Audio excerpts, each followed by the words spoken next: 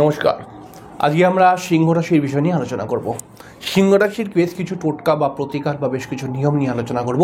যে নিয়মগুলি বা যেই টোটকাগুলি পালন করতে যদি আপনি পারেন, তাহলে অটোমেটিক্যালি আপনার জীবনে অনেক রকম সমস্যা কেটে যাবে। আস্তে আস্তে আপনার রাশিটি ভালোর দিকে এগিয়ে যাবে, অর্থাৎ আপনার আস্তে আস্তে করে ভালো ঘটনা আপনার সঙ্গে ঘটতে শুরু হয়ে যাবে। কেমন করে ঘটবে বা কেমন করে হবে আমি জানি না, কিন্তু ঘটবেই। এমন কিছু টোটকার কথা বলবো আজকে, এমন কিছু নিয়মের কথা বলবো। দেখুন, আপনি সিংহ রাশি রবি প্রভাবিত একটি রাশি। সিংহ রাশির মানুষ যারা হয় তারা যথেষ্ট ভালো প্রকৃতির হয়। হ্যাঁ, কখনো কখনো তাদের মাথা একটু গরম হয়ে যায়। অনেকে বলে এরা মাথা গরম, কিন্তু মাথা গরম হলেও সিংহ রাশির মধ্যে অনেক রকম দয়া মায়া বা অনেক কিছু ভালোবাসা ইত্যাদি ইত্যাদি দেখা যায়। সিংহ রাশির মানুষদের মধ্যে একটা উচ্চ স্বপ্ন দেখতে পাওয়া যায়। তারা অনেক বড় জায়গায় যেতে চায়, তারা সফল হতে চায়, কিন্তু বিভিন্ন কারণে বেশ কিছু সিংহ রাশির মানুষকে দেখেছি তারা কোনো না কোনো বিষয় নিয়ে আটকে আছে বা সমস্যার মধ্যে পড়ে যায়। অনেক সময় সিংহ রাশির মানুষরা আমার কাছে যখন আসেন, তখন সিংহ রাশির মানুষরা বলেন যে দাদা, দামি দামি রত্ন প্রতিকার বা বিভিন্ন দামি দামি কবচ হয়তো এই মুহূর্তে করতে পারছি না, আপনি কিছু টোটকা দিন। তো অনেক সময় আমি তাদেরকে বলি যে ঠিক আছে, একটি অনুষ্ঠান করে আমি আপনাকে টোটকাগুলো বলে দেবো সব। তো সেখান থেকেই আজকের অনুষ্ঠান করার ইচ্ছা, বা সেখান থেকেই এই প্ল্যানিংটা এসছে যে হ্যাঁ, কিছু টোটকা দিয়ে দেবো। যে সমস্ত সিংহ রাশির মানুষরা ডেভেলপ করতে যাচ্ছে, উন্নতি করতে চাইছে, তাদের সমস্যাগুলোকে রিকভার করতে চাইছে, তাহলে পরে সেই রিকভার করার পথে এই নিয়ম বা টোটকাগুলো যদি তারা পালন করতে পারে, অটোমেটিক্যালি তাদের জীবনে ভালো ফল পাবে তারা। অবশ্যই চলে আসবো অনুষ্ঠানে আসার পূর্বে প্রত্যেকবার যে কথাটি বলে থাকি, আপনারা যদি আমার চ্যানেলে প্রথম হয়ে থাকেন, তাহলে আপনাদের কাছে আমার রিকোয়েস্ট, আপনারা অবশ্যই আমার চ্যানেলটিকে সাবস্ক্রাইব করে দিন। রিকোয়েস্ট এটা আপনার কাছে। দেখুন, সিংহ রাশির মানুষ যারা, তারা জীবনে বড় হতে চায়। অবশ্যই অনেক সময় দেখা যায় সিংহ রাশির মানুষ যারা আছে তারা বিভিন্ন পারিবারিক প্রবলেমের মধ্যে পড়ে রয়েছে। সিংহ রাশির বেশ কিছু মানুষদের বিবাহিত জীবন নিয়েও বেশ কিছু সমস্যা। বেশ কিছু সিংহ রাশির ক্ষেত্রে কিন্তু শত্রুতার একটা সমস্যা ক্রিয়েট হয়, অর্থাৎ তার সঙ্গে কেউ শত্রুতা করছে বা শত্রুতা করে কেউ তার ক্ষতি করে দেওয়ার চেষ্টা করছে। শত্রুতার দ্বারা যে সবসময় তন্ত্রক্রিয়ার ক্ষতি করবে এরকম কোনো ব্যাপার নেই, বিভিন্ন রকমভাবে ক্ষতি করে দিচ্ছে। এছাড়াও সিংহ রাশির মানুষদের কর্মপ্রাপ্তিতে বাধা বা নিজের ইচ্ছাগুলো পূরণ করতে গেলে পারে সেখানেও বেশ কিছু বাধা আসে। হঠাৎ হুট করে হাতের পয়সা খরচ হয়ে যায়, সিংহ রাশির মধ্যে এরকম দেখতে পাওয়া যায়। তো এই যে প্রবলেমগুলো, এইগুলোকে যদি আমি এক একটা বিষয়কে কেন্দ্র করে বা বিষয়কে ধরে যদি আমি এগুলোকে সলভ করার চেষ্টা করি, তাহলে আপনার জন্মছক আমাকে দেখতে হবে। আপনার জন্মছকের মধ্যে বিভিন্ন গ্রহের অবস্থান, বিভিন্ন গ্রহ প্লেসমেন্ট, বা আপনার যেই ভাবটিকে নিয়ে সমস্যা আসছে সেই ভাবটিকে মাথায় রেখে কি প্রতিকার করলে ভালো হবে, সেগুলো একটা আলাদা বিচারের বিষয়। কিন্তু আজকে আমি সেই বিচারেই যাচ্ছি না। আজকে আমি আপনার রাশির জন্য শুধুমাত্র এমন বেশ কিছু নিয়ম বা বেশ কিছু প্রতিকার বলবো, যেগুলো যদি আপনি মানতে পারেন, তাহলে পারে বিনা পয়সায় বিনা খরচায় আপনার জীবন এক মাসের মধ্যে কিন্তু ঘুরবে, ভালোর দিকে চলে আসবে। তাই এই যে নিয়ম, এই নিয়মগুলোকে কিন্তু অবশ্যই আপনাকে পালন করতে হবে।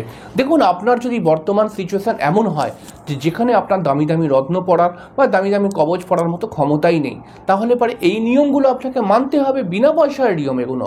হ্যাঁ, এগুলো করতে গেলে যে খুব একটা খরচাপাতি রয়েছে, 10 কোটি টাকা হতে পারে। তো এগুলো করে আপনি ভালো হতে পারবেন, ভালো থাকতে পারবেন। তাই খুব ধ্যান দিয়ে শুনুন এবং খাতার মধ্যে নোট করে রাখুন, কারণ ভুলে গেলে কিন্তু হবে না। এবং এই নিয়মগুলো পালন করে দেখুন, আমি বেশি দিন বলছি না, 1 মাস যদি প্রকৃত ভালো করে নিয়মগুলো পালন করতে পারেন, 1 মাসের মধ্যে আপনার সিচুয়েশান ঘুরে যাবে। তাহলে প্রথম নিয়ম হচ্ছে, যখন মানে সাদা জিনিস, মানে চাল হতে পারে, সেটা দুধ হতে পারে, সেটা আমি কি বলবো, রূপো হতে পারে, রূপো এরকম জিনিস, মানে চন্দ্রের দান আপনি যদি করেন, তাহলে পারে কিন্তু অবশ্যই আপনার রাশিটি ভালো প্রভাবের মধ্যে আসবে। কারণ আপনার দ্বাদশপতি চন্দ্র, সে আপনার রাশির মধ্যে এসে গেছে, অর্থাৎ চন্দ্রটি আপনার ঘরে এসে গেছে, অর্থাৎ বেশ কিছুটা ব্যয় করবে কিন্তু এটা, বা ব্যয় করাবার চেষ্টা করবে, বা একটা খরচের মাত্রা বাড়িয়ে দেবে এবং নিজের জীবনের স্বপ্নগুলোকে পূরণ করতে দেবে না। সেক্ষেত্রে এই দান যদি আপনি করতে পারেন, অর্থাৎ দুধ, চাল বা রূপো যদি আপনি দান করতে পারেন, এটা কিন্তু আপনার জন্য অত্যন্ত ভালো একটা রেজাল্ট দেবে। এবার আপনি কি বলবেন? আপনি বলবেন কি রূপো আমি কোনো মানুষকে দান করে দেবো? না, সেটা সেরকম নয়। আমি বলতে চাইছি যে ধরুন একটুখানি রূপোর একটা মুকুট তৈরি করে কোনো মা কালীর মন্দিরে দিয়ে দিলেন, রূপোর এটা দান করলেন আপনি, ঠিক আছে? তো এটা খাতা কলমে লিখিয়ে দিলেন যে হ্যাঁ আমি এইটা দেবো। অনেক সময় দেখবেন দুর্গাপুজোর সময় আমাদের পাড়ার মধ্যে যেমন দেখি যে ওখানে একটা বিভিন্ন পুজো কমিটি রয়েছে, একটা মন্দির রয়েছে, সেখানে একটা পুজো কমিটি রয়েছে, সেখানে পুজো কমিটিতে লেখা হয় যে কে কী দিচ্ছে। তো এরকমভাবে আপনি দানটা কিন্তু করুন, যার একটা লিখিত হবে ব্যাপার, ঠিক আছে? এছাড়াও কিন্তু যদি আপনি ধর্মস্থানে, যে কোনো ধর্মস্থানে যদি আপনি নারকোল, শুকনো নারকোল যদি দান করতে পারেন, বুঝতে পারছেন শুকনো নারকোল মানে আমরা কীরকম বলতে চাইছি? আমরা বলতে চাইছি সেই দুর্গাপুজোর সময় নাড়ু খাওয়া হয় যেই নারকোলগুলো আমরা কিনে আনি, সেরকম ধরনের নারকোল, অর্থাৎ শুকনো নারকোল যদি আপনি কোনো ধর্মস্থানে দান করতে পারেন তাহলে পরে এটি আপনার জন্য খুব ভালো। আমরা অনেক সময় কামাখ্যা মন্দিরে যদি যাই তাহলে নারকোল দান করার বা নারকোল ফাটিয়ে জল দেওয়ার একটা প্রথা রয়েছে ওখানে। যেমন হচ্ছে বিভিন্ন এরকমভাবে যদি আপনি, হয়তো অন্যান্য মন্দিরে এই প্রথাটা নেই, কিন্তু এমনি পুজোর জন্য যদি আপনি দেন তাহলে পরে এটি কিন্তু আপনার জীবনের সমস্যাকে অনেকাংশে কমিয়ে দেবে। এছাড়াও প্রত্যেকটি সিংহ রাশির কর্তব্য তার মাকে যেন অবশ্যই সম্মান দেয়। যদি ধরুন আপনার সিংহ রাশি এবং আপনি আপনার মাকে সম্মান দিচ্ছেন না কোনো কারণে, তাহলে পরে কিন্তু মিরাকেলভাবে আপনি সমস্যার মধ্যে পড়বেন। বিভিন্ন ঘটনা এমন ঘটবে যার ফলে কিন্তু আপনি মানসিক দুঃখ পাবেন। তাই মায়ের সঙ্গে কিন্তু ভালো সম্পর্ক রাখুন, মায়ের সঙ্গে ভালো করে কথা বলুন এবং মাকে কখনো কাঁদাবেন না, তাহলে কিন্তু সমস্যা বেড়ে যেতে পারে। এছাড়াও সিংহ রাশি যদি আপনি মানুষ হন তাহলে পরে অন্ধ মানুষকে, বিভিন্ন অন্ধ মানুষ দেখুন অনেক সময় রাস্তাঘাটে ভিক্ষা করছে বা গান গাইছে, ট্রেনে বসে অনেক সময় দেখা যায়, এরকম অন্ধ মানুষকে কিছু দান করার চেষ্টা করুন। এছাড়াও যদি আপনার সিংহ রাশি হয় তাহলে দেখবেন অনেক সময় তীর্থস্থানেতে, বিভিন্ন যে তীর্থস্থানগুলো রয়েছে এখানে তামার পয়সা বিক্রি হয়। সেই তামার পয়সা একটা কিনে এনে সেটাকে একটুখানি ফুটো করে যদি ওই পয়সাটা গলার মধ্যে ধারণ করতে পারেন তাহলে পরে এটাও কিন্তু আপনাকে ভালো ফল দেবে। এই প্রথাটা আগে ছিল, বাচ্চাদেরকে গলার মধ্যে পরিয়ে রাখতো নজর যাতে না লাগে। বিভিন্ন ফল হয় এইটার মধ্যে। তো এই রকম যদি আপনি করতে পারেন, যদি ধরুন এই মুহূর্তে আপনার কাছে অর্থ নেই প্রতিকার করার, আপনি এইগুলোকে করুন, দেখুন আপনি ভালো হবেন। এছাড়াও সিংহ রাশির প্রত্যেকটি মানুষকে আরও একটি কথা মাথায় রাখতে হবে, কখনোই কথার খেলাপ করবেন না। যদি কাউকে কথা দিয়ে থাকেন সেই কথার দাম রাখতে শিখুন, কথার খেলাপ করবেন না। হ্যাঁ, এখন একটা কথা দিলেন, পরবর্তী সময় সেই কথা ভুলে গেলেন, হ্যাঁ এরকম করবেন না, কিন্তু তাহলে প্রবলেমে পড়তে পারেন। এছাড়াও কিন্তু সিংহ রাশির মানুষদেরকে আরও একটি কথা মাথায় রাখতে হবে, ফ্রিতে কারুর থেকে কোনো জিনিস নেবেন না। হ্যাঁ, কেউ হয়তো আপনাকে কোনো জিনিস গিফট করছে, মনে করা যাক যে কোনো জিনিস আপনাকে হয়তো কেউ গিফট করছে, তো সেইখানে আপনাকে সেই জিনিসটা ফ্রিতেই নিতে হবে। যদি কেউ গিফট করে, হ্যাঁ তাকে একটা সামান্য মূল্য আপনি দিয়ে দিন, এটা কিন্তু আপনার জন্য ভালো হবে। নইলে ফ্রির জিনিস যদি আপনি ঘরে আনেন আপনার ঘরের মধ্যে অশান্তি নিয়ে আসবে সেটা কিন্তু। এছাড়াও প্রত্যেকটি সিংহ রাশির মানুষকে আমি বলবো সূর্য প্রণাম বা সূর্যকে জল দেওয়া, এটা প্রতিনিয়তর একটা রুটিন তৈরি করে ফেলুন। এছাড়াও সিংহ রাশির মানুষ যারা রয়েছে তাদের ক্ষেত্রে আরও একটি কথা মাথায় রাখতে হবে, এটা কিন্তু ইয়ং ছেলেমেয়েরা মানছে না, আমি অনেক কাউকে বলেছি কিন্তু মানতে চাইছে না, সেটা হচ্ছে সকাল সকাল ঘুম থেকে ওঠা। সিংহ রাশির বহু ছেলেমেয়েদেরকে দেখেছি তাদের মধ্যে একটু আলসিপনা বেশি রয়েছে, তারা সেই 8টার সময়, 8:30টার সময়, 9টার সময়, কেউ আরও 9টার পরেও ঘুম থেকে উঠছে, এটা কিন্তু একদমই ঠিক নয়। সকাল সকাল আপনি কিন্তু ঘুম থেকে ওঠার চেষ্টা করুন।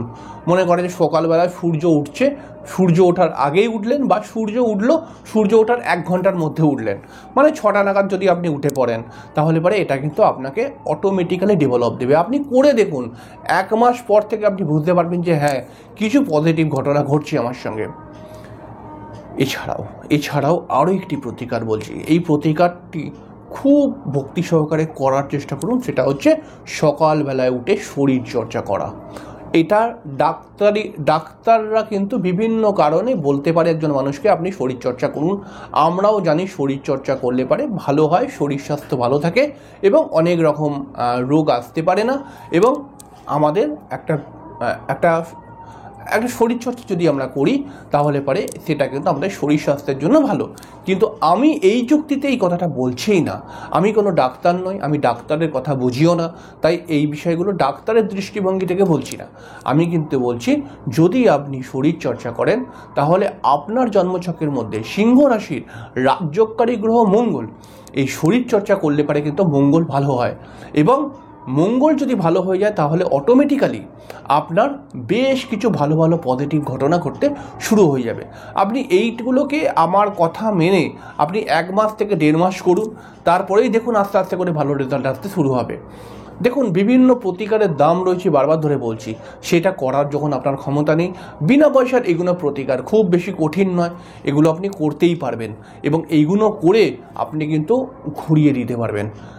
আমি চাই যে আপনারা যদি 100 মানুষ আমার অনুষ্ঠান দেখেন তার মধ্যে যদি 2টো মানুষ করে নিজের লাইফকে ঘোরাতে পারে তাহলে পরে আমি প্রমাণ করতে পারবো যে হ্যাঁ এরকমভাবেও কিন্তু হয়। অবশ্যই আপনারা কমেন্টস করে জানাবেন যে কি রেজাল্ট পাচ্ছেন আপনি। শুধু এইটুখানি নয়, আরও অনুষ্ঠান করব, অবশ্যই চ্যানেলটিকে সাবস্ক্রাইব করে রাখুন। সিংহ রাশির নানান দৃষ্টিভঙ্গি থেকে বিভিন্ন প্রতিকারের কথা পরবর্তী সময়ে বলবো, এবং বেশ কিছু সহজ নিয়ম বা টোটকা এর মাধ্যমে আপনার যাতে প্রতিকার হয় এই সমস্ত বিষয়গুলো নিয়েই আমি আলোচনা করব। তাই অবশ্যই দেখতে থাকুন অ্যাস্ট্রো টিপস, চ্যানেলটিকে সাবস্ক্রাইব করে সর্বদা অ্যাস্ট্রো টিপসের পাশে থাকার চেষ্টা করুন। তাহলে আজকে এখানেই শেষ করছি, পরের দিন দেখা হবে, ততক্ষণের জন্য নমস্কার, অনেক অনেক অনেক ভালো থাকবেন, শুভরাত্রি।